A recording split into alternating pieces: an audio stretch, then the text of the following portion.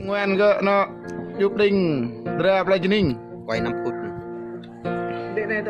đây nó phải gồm nó hôn để dòng tươi nhá mà đôi như đồng tài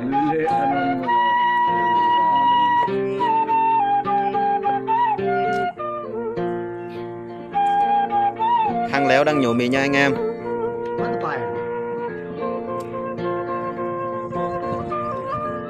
Đây thành phẩm của thang léo đây. Đây, chào mọi người. Mình là Proj. Và anh Prat đi nhổ mì. lùi cái táng đi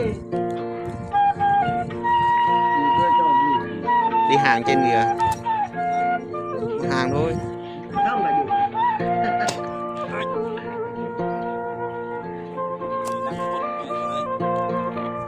Quá nhổ dế luôn mọi người ơi. Về đây nhổ mì với anh này.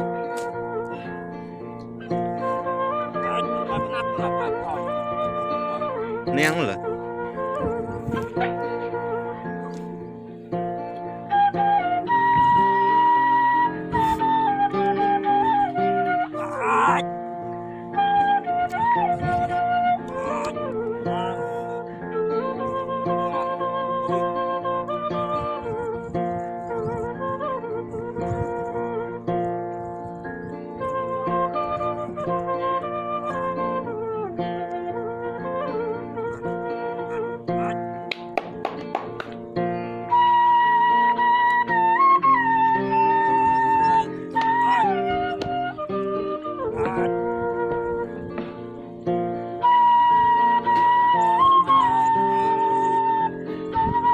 Mì không có củ chứ trái mày.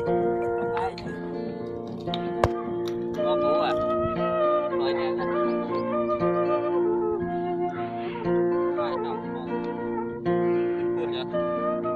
2 phút.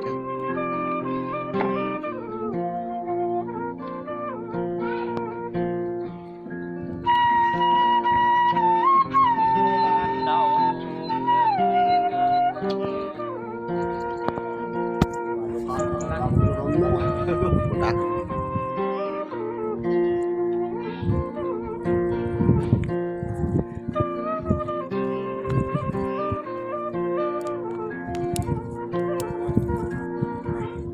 Thúi không mọi người ơi. ngoan gỡ nó chụp đình ra play ninh đây nó phải gồm nó hôn để dòng tươi nhá mà đôi như đồng tài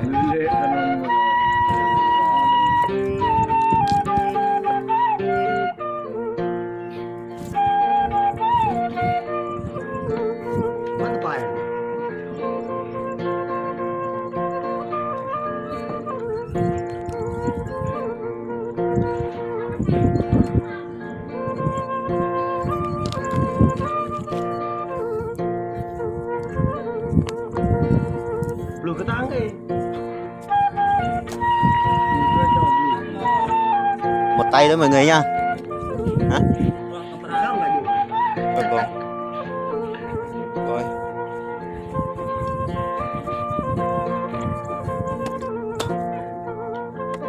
Cái này là gì đó mọi người? Cái này là cuốc đó. Cuốc đó.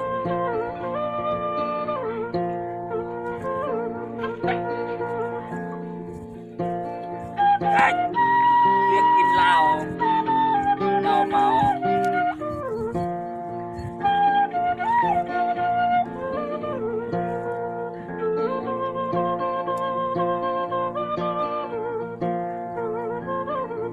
không có tay không rồi nữa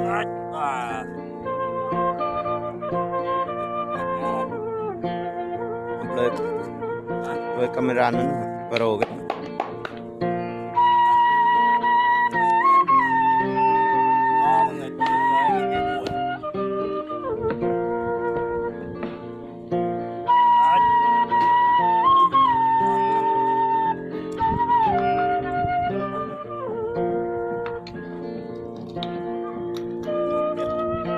Về 5 phút nữa nè.